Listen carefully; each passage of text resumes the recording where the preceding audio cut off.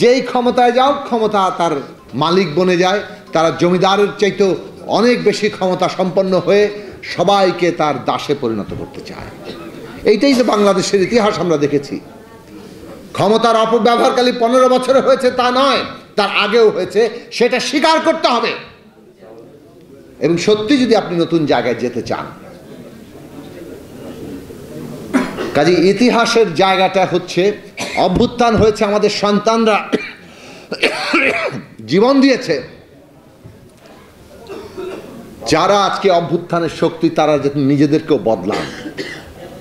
সুতরাং আমরা মনে করি ক্ষমতার যদি নতুন নিয়ম প্রতিষ্ঠা করতে হয়, রাজনীতির যদি নতুন নিয়ম প্রতিষ্ঠা করতে হয়, তাহলে ইতিমধ্যে প্রতিষ্ঠিত যে রাজনৈতিক দলগুলো তারা নিজেদের কতটা বদলাবেন সেইটা বাংলাদেশের গুরুত্বপূর্ণ প্রশ্ন।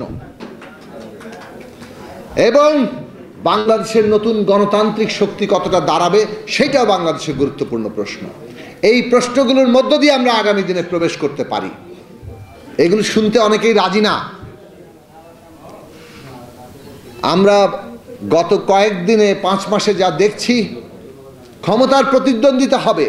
গণতন্ত্র মানে ক্ষমতার প্রতিদ্বন্দ্বিতা, কিন্তু ক্ষমতার প্রতিদ্বন্দ্বিতা জনগণের সম্মতি, জনগণের ভালোবাসার মধ্যে দিয়ে আপনাকে অর্জন করতে হবে। আপনি জনগণের উপরে নানান ক্ষমতা মানে শক্তি প্রয়োগের মধ্যে দিয়ে আগে ভাগেই সব দখল করে নিতে চাইছেন, সেইটা কোনো ক্ষমতার প্রতিযোগিতা না। আপনারা একই পথে হাঁটছেন এবং ওইটা লক্ষণ দেখাচ্ছে যে বাংলাদেশে ফ্যাসিবাদের বদলে গণতন্ত্রের পথে আমরা যাইতে পারবো কিনা এই সন্দেহ জাগাচ্ছে।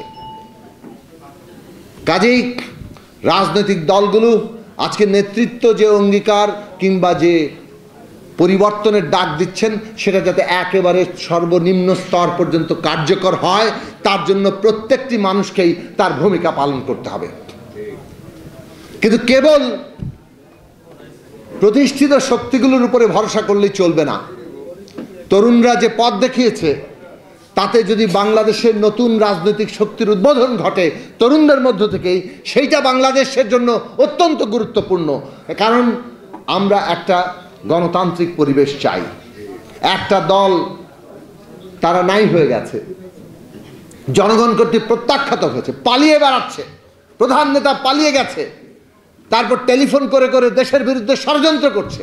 তাদের আর কোনো জায়গা নেই মানুষের মধ্যে। কিন্তু বাংলাদেশে তো গণতন্ত্র দরকার, বাংলাদেশে তো নতুন রাজনৈতিক শক্তি আসতে হবে। মনে রাখবেন, ক্ষমতা যদি একজনের হাতে চূড়ান্ত ক্ষমতা এসে জমা হয়, তাহলে সেইটা তাকে বিপথে নিয়ে যাবেই। আজকে বাংলাদেশে ক্ষমতার ভারসাম্য যদি না থাকে, তাহলে বাংলাদেশের পরিণতি আবারও খুব খারাপ দিকে যেতে পারে।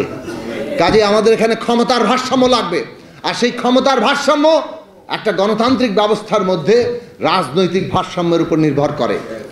সুতরাং এই দেশের নতুন গণতান্ত্রিক রাজনৈতিক শক্তির উদ্বোধন দরকার, এবং যারা এই গণতান্ত্রিক লড়াইয়ের মধ্য দিয়ে পরীক্ষিত হয়েছে, আজকে আপনাদেরও তাদেরকে চিনতে হবে এবং শনাক্ত করতে হবে এবং নতুন রাজনৈতিক শক্তি গড়ে তুলতে হবে। না হলে বাংলাদেশে আমরা গণতন্ত্রের পথটাকে মসৃণ করতে পারবো না। দুটো কথা বলে শেষ করব। এই যে ক্ষমতার নিয়ম, রাজনীতির নিয়ম তৈরি করা, এটাকে আরেকভাবে বলতে পারেন রুলস অফ দি গেম। ওই যে ওয়াইদুল কদের খেলা করতো, রাজনীতি আর খেলা এক নয়।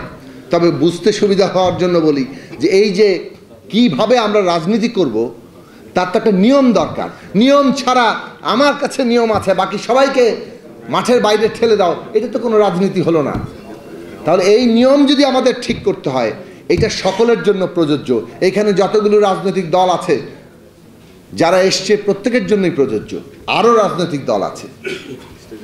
তাহলে রুলস অফ দি গেম যেহেতু সকলের ব্যাপার, আমাদেরকে সেটা নির্মাণ করতে হবে এবং এই কাজের জন্য আমাদের যে জাতীয় ঐক্য, এটা রক্ষা করা দরকার। এটা হচ্ছে আমাদের সকলের কমন স্বার্থ, এই কারণে আমাদের ঐক্য রক্ষা করা দরকার। গণতান্ত্রিক ব্যবস্থায় নির্বাচন সামনে আসছে, প্রতিদ্বন্দ্বিতা হবে, প্রতিযোগিতা হবে, কখনো কখনো সেটা বিরোধের রূপ নিবে, একে অপরের দোষ ত্রুটি ধরে মানুষের কাছে প্রকাশিত হবে।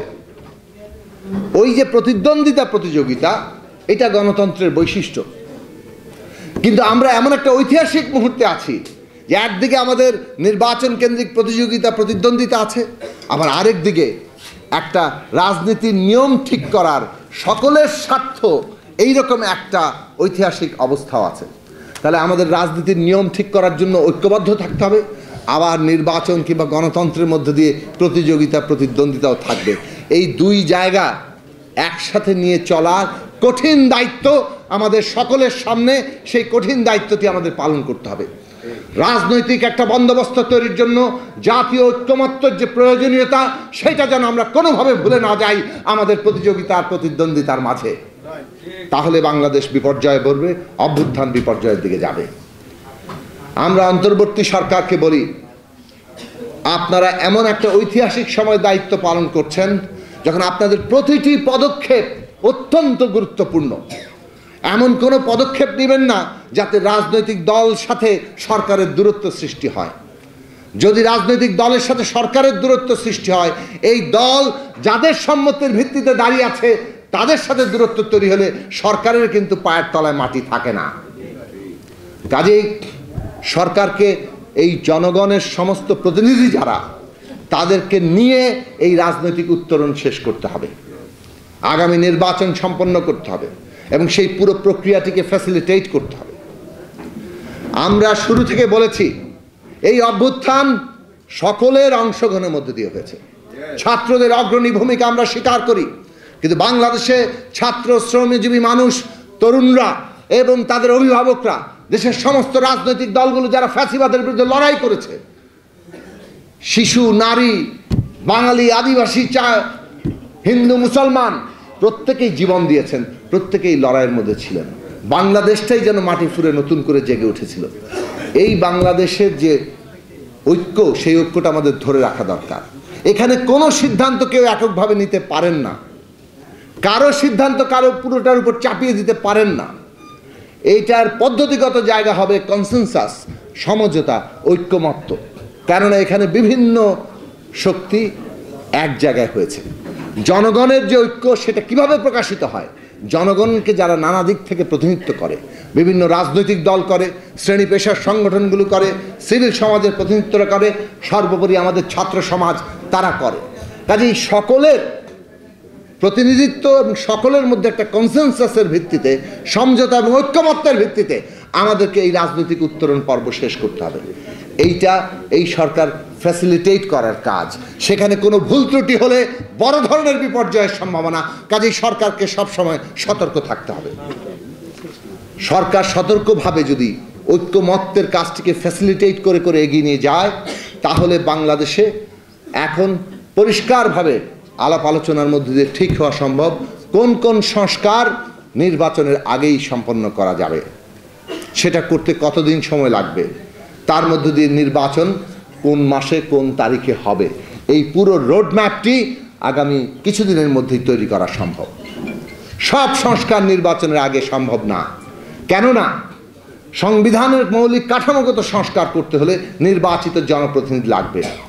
সে কারণে দেখেন, নির্বাচনের জন্য যেমন সংস্কার দরকার, তেমনি সংস্কার সম্পন্ন করার জন্য নির্বাচন দরকার। যারা নির্বাচন আর সংস্কারকে পরস্পর বিরোধী দাঁড় করাচ্ছেন, তারা ভুল করছেন। নির্বাচন এবং সংস্কার একই বিষয়।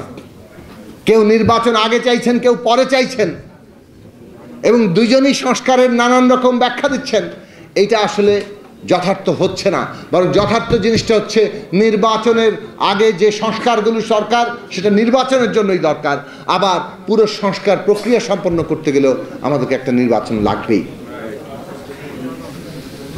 এবং সেই নির্বাচনের জায়গাতে যাতে আগামী দিনে সংবিধান সংশোধন সংস্কারটা কেবলমাত্র ওই পঞ্চদশ সংশোধনী, ত্রয়োদশ সংশোধনী, সপ্তদশ সংশোধনীর মতো না হয় যে আদালত চাইলে বাতিল করে দিতে পারে।